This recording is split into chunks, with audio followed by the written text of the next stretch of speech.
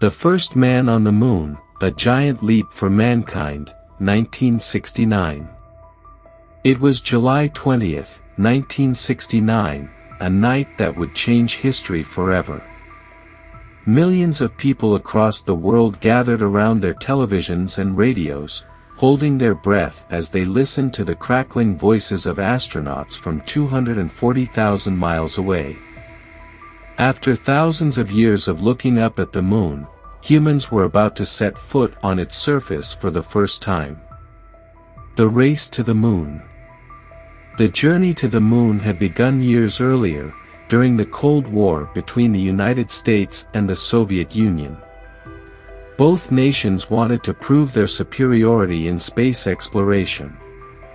In 1961, Soviet astronaut Yuri Gagarin became the first human to travel into space, shocking the world. In response, U.S. President John F. Kennedy announced an ambitious goal. "We choose to go to the moon in this decade and do the other things, not because they are easy, but because they are hard." The challenge was enormous.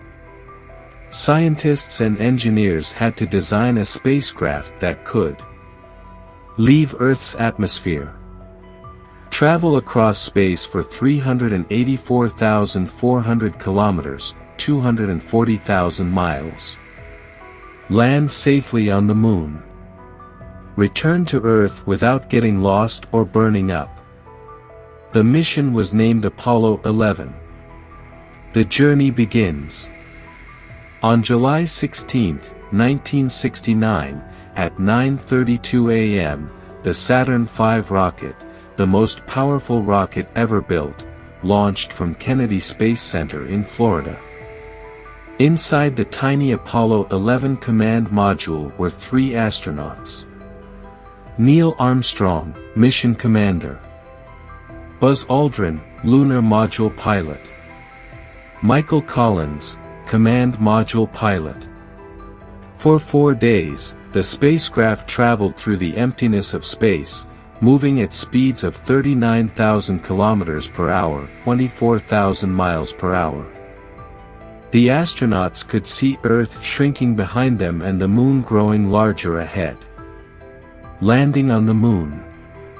On July 20, 1969, the spacecraft reached the moon. The lunar module, named Eagle, detached from the command module and began its descent to the surface.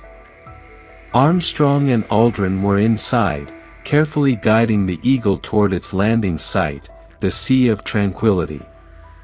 But something went wrong. A computer alarm went off, warning of a possible system failure. The module was also heading toward a rocky area, which could cause a crash. Armstrong quickly took manual control, steering the Eagle away from danger. With only 20 seconds of fuel left, he found a safe spot and gently landed the module. At 4:17 p.m., U.S. time, Armstrong's voice crackled over the radio. "Houston, Tranquility Base here. The Eagle has landed." Cheers erupted at NASA's Mission Control Center. The world had just witnessed history. One small step for man. 6 hours later, at 10:56 p.m., Armstrong opened the hatch of the lunar module. Wearing his bulky space suit, he carefully climbed down the ladder. Then, with millions of people watching live on TV, he stepped onto the moon's surface and said, "That's one small step for man, one giant leap for mankind." He became the first human in history to walk on another world. Aldrin joined him shortly after, and together they planted the American flag, collected rock samples, and conducted experiments. The moon's surface was dusty, and their footprints remained clearly visible. The return to Earth. After 21 hours on the moon, Armstrong and Aldrin re-entered the Eagle and launched back into space to reunite with Collins. On July 24, 1969, the Apollo 11 spacecraft splashed down in the Pacific Ocean, where a U.S. Navy ship rescued the astronauts. They had succeeded in the greatest adventure in human history. A legacy that lives on.